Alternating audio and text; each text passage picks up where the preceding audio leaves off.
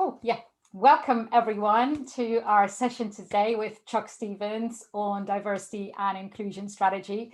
We are the Big Fish Academy, and what we do is train people who are responsible for diversity and inclusion. So we really help you to understand, how do I drive this in my organization? How do I get results? So we run training programs on strategy, buy-in. How do I recruit inclusively? How do I promote inclusively? How do I create that inclusive culture? And we started that because Rena and I have been working in the area of diversity and inclusion, both for a number of years as consultants. And we found often there wasn't quite the appetite or the budget to work with an external consultant, but there was still that sort of potentially lack of knowledge with some people working in this area. It moves so quickly. There is so much new research and science coming out proving what works and what doesn't work. And we want just to make sure that we take everyone with us, hence the sort of fish with the little fish in our logo as well. We're really keen to take everyone with us and to make sure that all of you can be as effective as you can be. And that's when the Big Fish Academy comes from. Yes, thank you, Inge. So that's just a little introduction to the organization. And I am Marina Goldenberg-Lynch. I'm together with Inge, the co-founder of the Big Fish Academy. And in my other time, I run another organization called Voice at the Table, which is the diversity and inclusion consultancy. And I'm delighted to welcome you all to our conversation today with Chuck Stevens, who's the global head for inclusion, belonging, and diversity. Is that the right order? It's actually inclusion, diversity, and belonging, but it's the family. So as long as they're together, we're good. As they're together, we're good. Okay, thank you for that. Inclusion, diversity, and belonging at the end of that for Booking.com.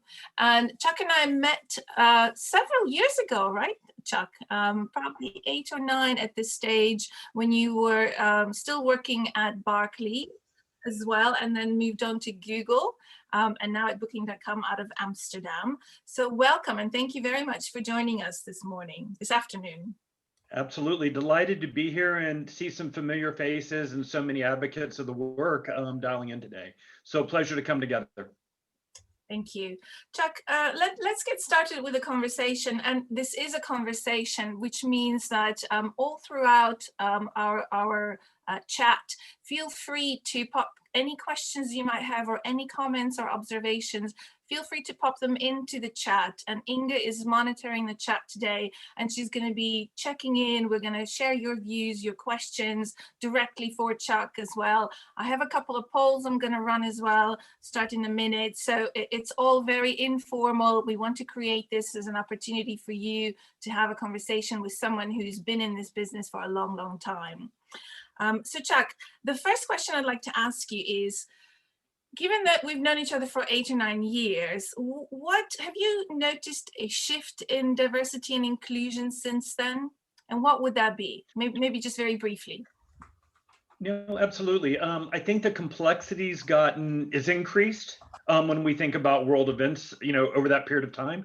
At the same time, I think diversity and inclusion has become even increasingly more mainstream and a recognition of what's needed. I haven't been asked for a business case around diversity in probably, half of the time we've known each other, but that used to be where I had to start. And now I don't need to at all. That's fantastic. So good news for diversity, even though I imagine it sometimes is, it's easier to fall back and then you have to move forward, but things are moving forward quicker, I imagine, as well. So, and let's get started, but I also wanted to talk, talking about trends and this new addition to your title, belonging. New in the sense that, was that part of your title in the other organizations as well? Or is this something that organizations are thinking about more so? And if so, what's the difference? What is the benefit of adding the belonging element? Well, like you, I'm going to ask folks to do an exercise and participate with me in a second. But, diversity and inclusion, equity, there's a lot of terms that people are using depending on where we are in the world and kind of the phase at what the progress is. I think about diversity as kind of a travel term, the butts and seats factor. It's the representation piece, and are we covering the societies we live in? Inclusion is what it feels like within the organization, and we've got more than 100 nationalities in each of our offices in Amsterdam. Most of the people that work at Booking are what I call rabid travelers, and so we have an incredibly multinational team. So from a kind of a nationality perspective, we've got amazing diversity. We've got wonderful gender stats, for example, in most areas. But it's really that inclusion, and what it feels like is kind of where we're starting. And I talk about the idea that you can work on the recruitment, but if you're bringing people into an organization where they're not going to be able to be successful, or it doesn't support them, they're going to leave, and you're going to be worse off than had you never recruited them, to be honest with you. The belonging piece, I would ask folks just to kind of raise your hand if you're physically able to for a second. So if everybody would just kind of raise your hand, okay? I would ask you to stretch your hand and raise it a little bit further. Okay, that's discretionary effort. And you can put your hand down, but that little bit of willingness that you're willing to do when I ask you to do something else is that sense of belonging, where there's a combined contract where we're going to look out for each other. So for example, one of our colleagues here in Amsterdam got hit by a scooter, pretty much had their shoulder shattered. They almost died, out of work for a year. And understandably, when they came back to work, there was a little bit of post-traumatic stress syndrome going on, as you can imagine. One of the things that really kind of lightened my soul was hearing how this individual's colleagues recognized the symptoms of the PTSD. So whenever they were having flare-ups, they'd be like, hey, let's go for a walk, or let's take a moment. And they help the person get grounded and come out of the trauma. And so it's that sense of belonging when the organization and colleagues come together to take care of each other. Mm-hmm. And presumably then that makes it easier for the diversity of the individual to come through, which is why the three go so well together. Absolutely. Yeah. Do you have a seat at the table, and is your voice encouraged? Yes, indeed. Great. Thank you for that explanation. Well, let's delve into strategy, and let's talk about strategy. Before we do that, let's run our first poll, Inga. I'd like to find out from the audience where you are in terms of your diversity and inclusion strategy for your organization, or if you're a consultant for the majority of the organizations that you work with. So where are you on your D&I journey? And for the recording, I will read out the options. So they are: we have a strategy in place and it's working well. The second option is: we have a strategy in place, but it needs changing. We don't have one yet. And the last option is: doesn't apply to me as I'm not part of an organization. And people are voting, so very interesting to see your votes coming in. So far, most of you are saying that you have a strategy in place, but it does need a bit of tweaking. And that's actually quite standard, I would say. Some of the organizations that I work with, many of them have a strategy, and they do a general review of their strategy every few years. Feel free to vote. So we've got about 75% of the votes have come in. We'll wait a few more seconds. There's nothing going up anymore, Inga. I wonder whether we've reached our limit in terms of votes. Not everybody's going to be able to vote. So yes, so here's the results. 48%, nearly half of you said that you have a strategy in place, but it does need a bit of tweaking or changing. And about a quarter, 25% said we have a strategy that is working well. Fantastic. Would love to hear your contribution. And then 25% said that you don't have a strategy in place. And one person said that it doesn't apply to you because you're not part of the organization. So thank you for that. So let's talk about strategy, Chuck. And when we run our training on diversity and inclusion strategy, we spend quite a lot of time on the starting point. So what I want to ask you is, what is that starting point? Where do we get started? Well, I think we've got to look at both the short and long term. A former mentor of mine, Roz, that used to be the head of diversity at Intel and led their foundation, has a saying that I repeat often. people like to say that diversity and inclusion isn't rocket science, and they're right. It's actually much harder because we can put people on the moon, largely men, but we can't treat each other well as humans. And so, in the poll I answered, we have a strategy, but it needs constant tweaking because we need to be able to be responsive to what's happening in the marketplace and what's happening in our organization. I was on a panel recently, and one of the speakers went through and said, I find it interesting that no organization would ever say we want to put the chief financial officer or the general counsel or general counsel out of a job. But I hear that routinely from leaders saying, my ambition is to put you out of a job, Chuck, in X number of years. I've been doing this work for more than 20 years, and well, I'm closer to retirement than this work being solved.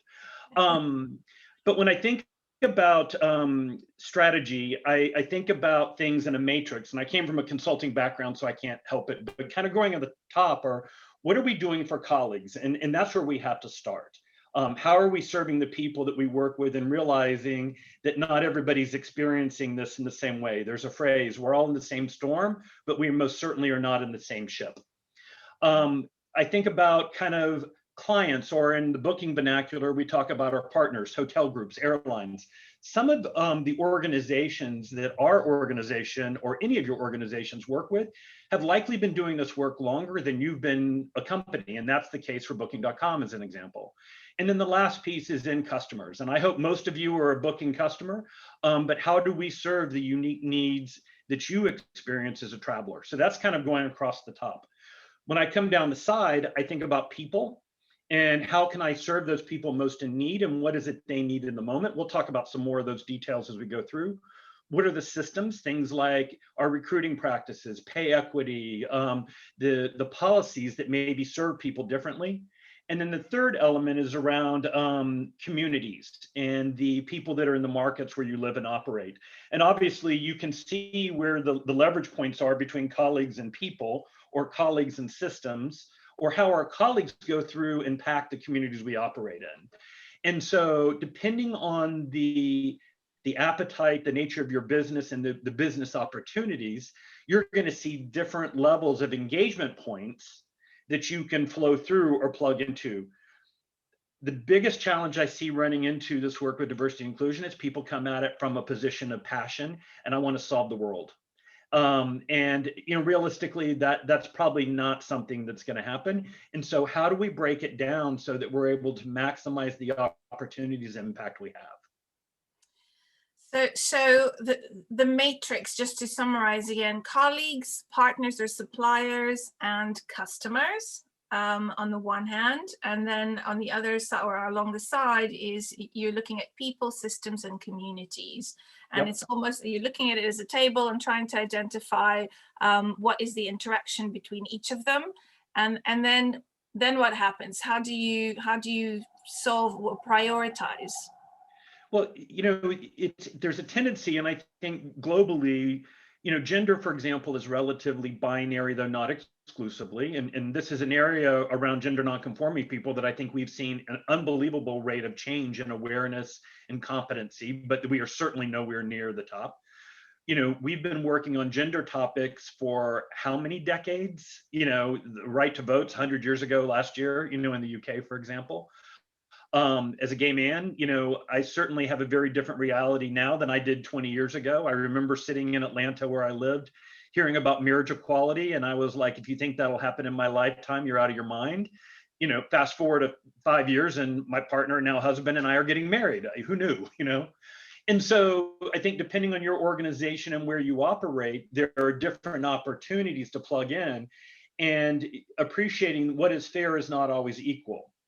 I'm a big fan of don't miss a crisis of opportunity. And so, the tragedy that was the murder of George Floyd created a crisis of opportunity for us to be able to have conversations in a global context that didn't exist before. Mm-hmm. And so that is a horrific event, but how do we plug into the pulse of the world, your organization, your people, to serve them in those buckets of colleagues, clients, and customers in a different way? So I love that term, crisis of opportunity. But just again, to summarize what you were saying, it really is an analysis of your own organization and the priorities within that, and also looking for the opportunities that are going to make it more impactful. So a strategy is going to be different, or it's going to start in a different place for every organization, depending on the reality for that organization. Is there one thing that you would say is is sort of a same starting point for all of them? And the kind of things I'm thinking about, for instance, is what is my board going to say yes to? You know, is there the reality of it as well that we need to consider when deciding where to start? Absolutely. And tone at the top is a critical piece, without a doubt. At the same time, we as co-workers have more responsibility for the day-to-day embodiment of our values of an organization than frankly the board or the CEO has, because the way we treat each other has a different priority. And so we each as colleagues have the opportunity to be change agents within our organization, regardless of where our leadership, our organization is. And we, in some cases, have the ability to drive change in our organizations rather than, in some cases, leaders being the one that are doing it. Now, at some point, you've got to make a decision on whether you continue on or not. But, never underestimate the power of a small group of people. So does that mean then that when you're looking at strategy, you might in fact decide that the grassroots level is the right focus initially, or rather than the leadership team? Or is there some understanding that we always ought to start with the leadership because they set the tone for the culture, and then incorporate in the initiatives that we include how people treat each other as well, that personal accountability? Yeah, I think of it as almost like a sine wave. And so, for example, I've had the good opportunity to work at some of the top employment brands in the world, and highly regarded in this space, but no one has figured this out. And Lord knows we haven't. But whenever I go through and think about this, booking colleagues love to be part of a solution. And they are going to go out and create their own solutions if you don't try and harness that passion. So, for example, one of the first things I did was create inclusion portals and start sharing data about what we knew about our workforce or where the opportunities were. And we created a movement called Be Inclusionist. And it is really around, you're an ally, or think about a feminist around gender equality, but an ally of inclusion.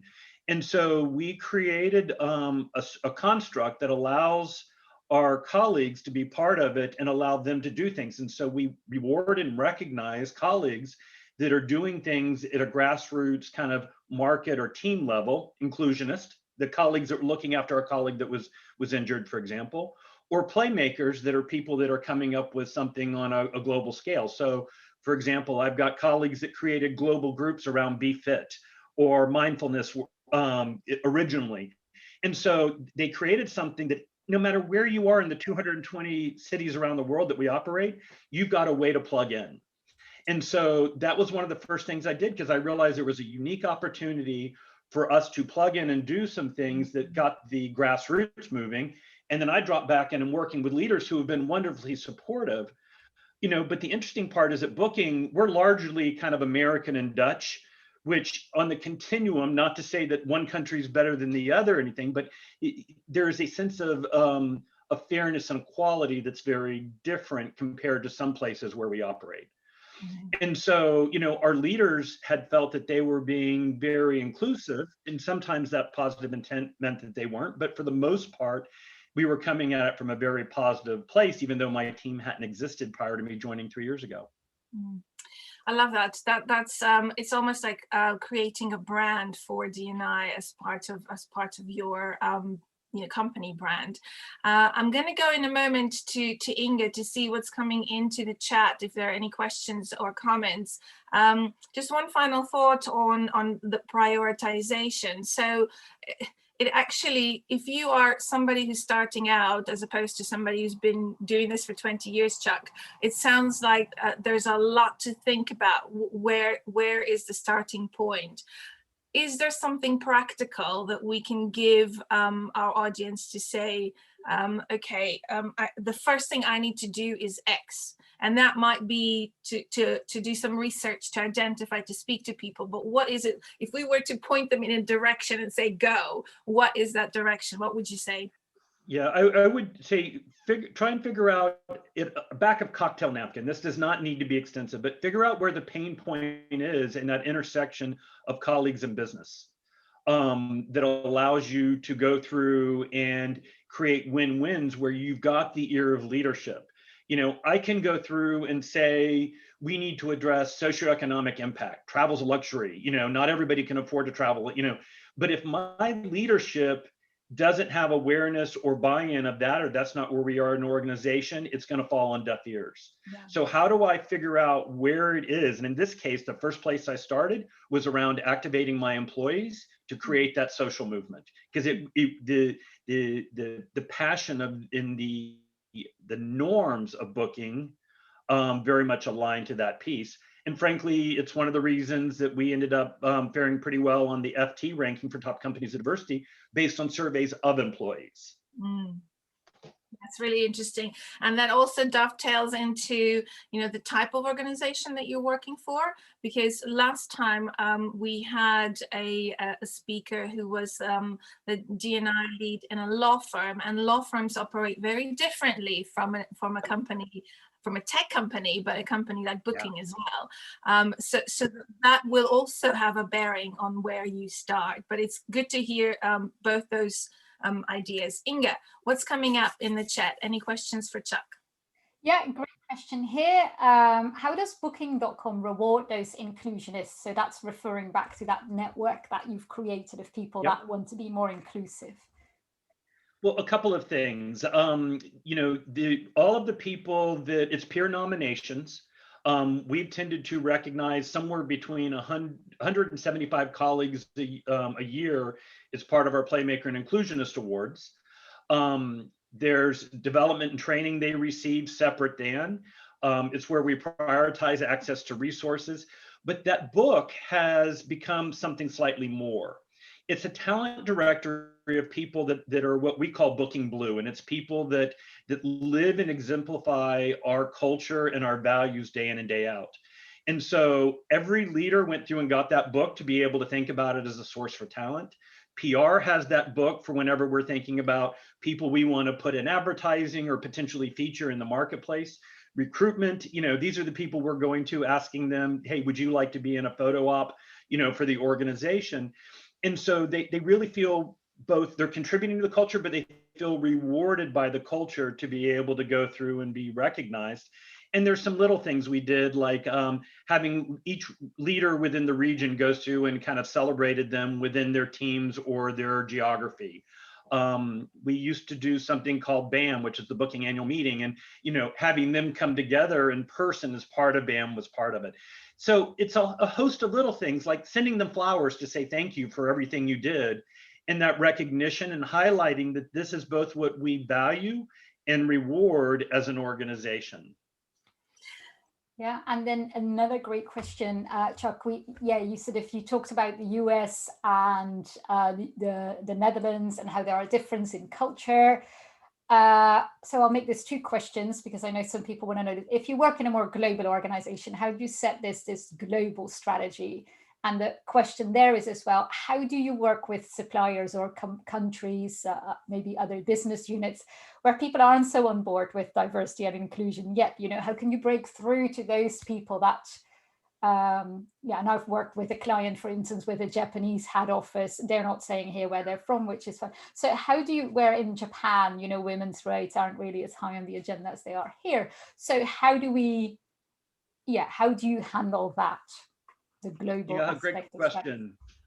There's an article that a Harvard Business Review that I'll share with y'all that we can attach that talked about three models, and there's several people that have covered this topic, and largely around LGBT inclusion, but I think it translates really well.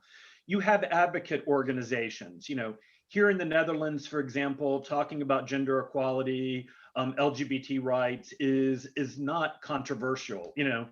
I first worked in the Netherlands 20 years ago, and whenever I would talk about being gay, people are like, "The sky's blue. What's your point?" There's another model that's an embassy model that's kind of a tier down, and so when you're inside the gates of your organization, this is a safe haven for you. So, for example, we do a lot of activities. I'm using my example as a gay man just to kind of point it from my point of view, but we do a global Be Proud Day and have for a number of years that happens in every office around the world. That means we have this happening in Moscow, Kiev, Bali, different places, different realities. And even though in some of these markets, people are signing up as allies of Be Proud, there's a signal no matter where you are in the world or what the norm is, that this is a warm and respectful place for you. And so my comment is that our values are largely set on Dutch and American values, inclusion of the LGBT people, support for people of different race and ethnicities, gender equality, and so on, are part of who we are. And you are welcome to have your own point of view, but if your point of view is projected on your colleagues or impacts your decisions about who you'll work for, this isn't the right place for you. And I can appreciate why that would create a conundrum for you. The last one are kind of when in Rome. And, we operate in some countries where I would go to jail for being gay. And you as a colleague, if you didn't report me, you would be liable to go to jail as well. And so we're providing employment opportunities, but our opportunity to even create that when in Rome, the embassy model may not exist, but we're providing economic opportunity for people that may not know it otherwise. And so being respectful, but being unapologetic for who you are and what it means for you and your organization, I think is critical. So the model is just to repeat, I quite like it actually, and I think it's one that many companies can adapt across the globe. Is you have obviously the full extension of your core values in the jurisdictions where you can, in other jurisdictions where it's not fully accepted, not illegal though. You encourage the values within the confines of the organization, and give them freedom and liberty to celebrate and live as who they are. And then in the third type of jurisdictions where you would almost go to jail for that, you're looking at the opportunities you're providing for people to have gainful employment. Is that right? Absolutely. Okay. And appreciating you have different levels. It is written into our bylaws that we will not lobby or take political positions. That had always been a positive or something that all of our employees appreciated. But having looked at what happened recently in the United States, this is a topic we see coming up, that companies are disengaging from the political process in some cases.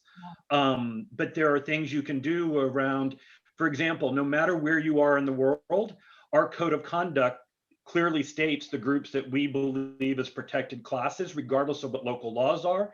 And we're in the process of implementing a supplier code of conduct that specifically states that you cannot discriminate based on the groups that are protected within our code of conduct, even if said discrimination is legal and lawful within your jurisdiction. Interesting. There is also, just as an aside, there is also a school of thought that says that big organizations are now almost stepping into the shoes of governments in providing some of these new environments that governments have failed to provide so far. I would put myself in that school, particularly as an American, where things like insurance coverage is largely a corporate function. I think in some parts of the world, governments are outsourcing the care and well-being to multinationals. I think we can debate whether that's good or bad or the risk and rewards of that. But for things like providing employment protections that are linked to your values, particularly from my community, I think it's been one of the reasons that we've seen such a change over the course of the past 15 years in a global construct. Yeah, And I think that's true for gender as well, for women in many countries in the world. But we digress. Let's go back to strategy. I would like to run our next poll, as we're quickly running out of time.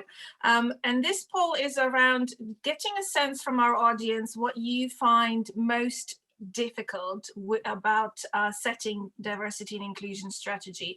So again, for the recording, I'll read out the options. What have you found to be the most difficult part about D&I strategy? Is it getting started? So many directions and initiatives to consider. Is it getting proper buy-in from your leadership?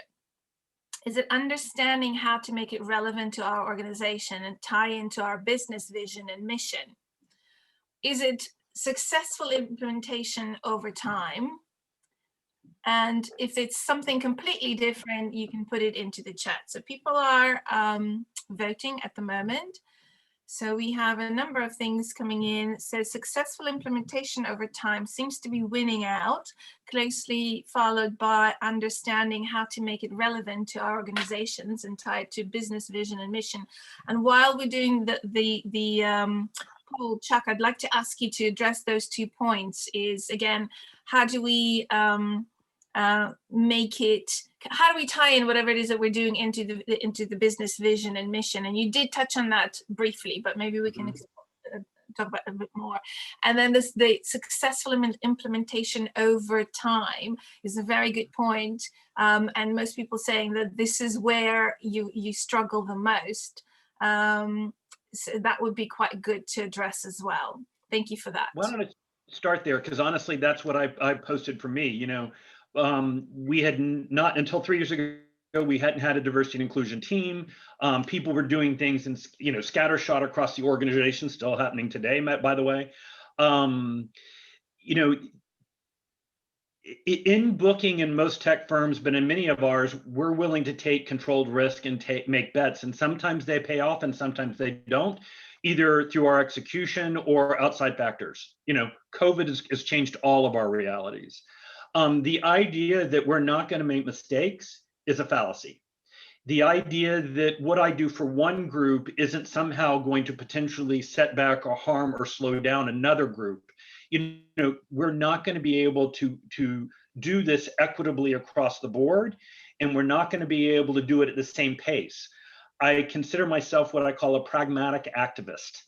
Have we made huge progress? Yes. We as an organization, we as a society. Have we made as much progress as we should or need to? Absolutely not. You will never hear me say we've done enough. You know, at the same time, I've got to link this to business values and business priorities and opportunities, because if I don't, you know, when times get tough, people cut the warm fuzzy, it's the right thing to do.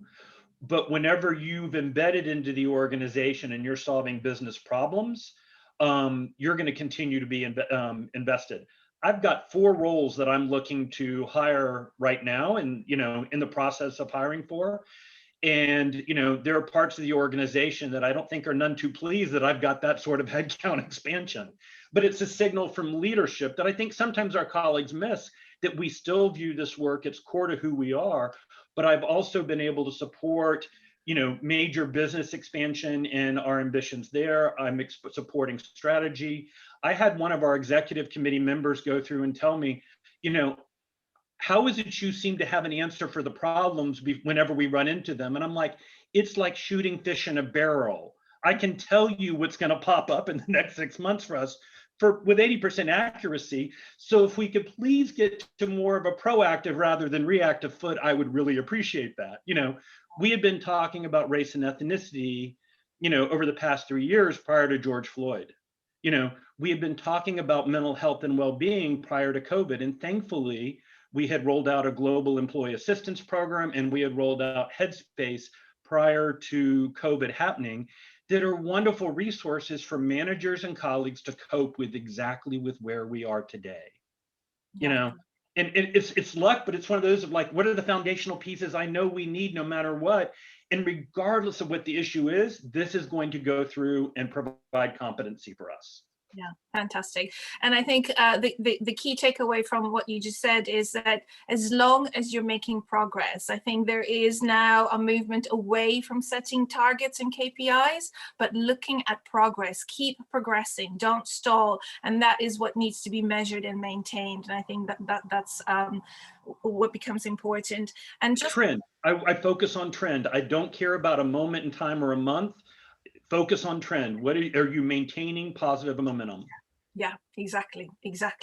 And on that point about how to make it more relevant to the business mission, I also want to say that that is something that we actually spend quite a lot of time on in our training session, which is coming up. We'll tell you about it in a minute as well. But it is something that is crucial, I think, and therefore it's a good exercise to spend some time thinking about how is your D&I statement or D&I ambition or whatever it is that you want to describe it as going to fit in with your business mission and vision. We changed our mission last year to make it easier for everyone to experience the world. Always, how delightful is it? Because that is a very inclusive mission that we have perfect alignment. Fantastic.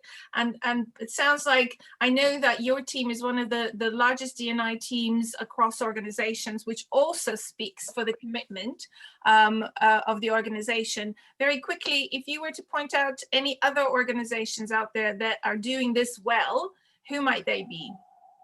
There's nobody that I think, quote unquote, has solved this or does it well. I think there are organizations that do segments of this well. I always respect Salesforce and the voice of a founder and Mark Benioff, and he's like, we're going to fix this now. Let me write a check. But he has the luxury as a owner to do that. Starbucks, when they shut down global stores to go through and do the training, I applauded their commitment to making a difference. It may not be the perfect solution, and it's certainly not a silver bullet, but I think that was a great example.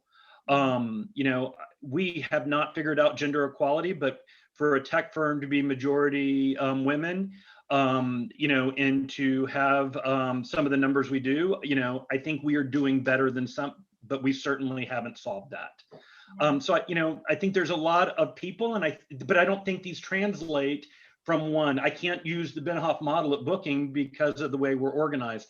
So I think the good news is pick ones that you think are doing something similar and look for ways to partner within an industry.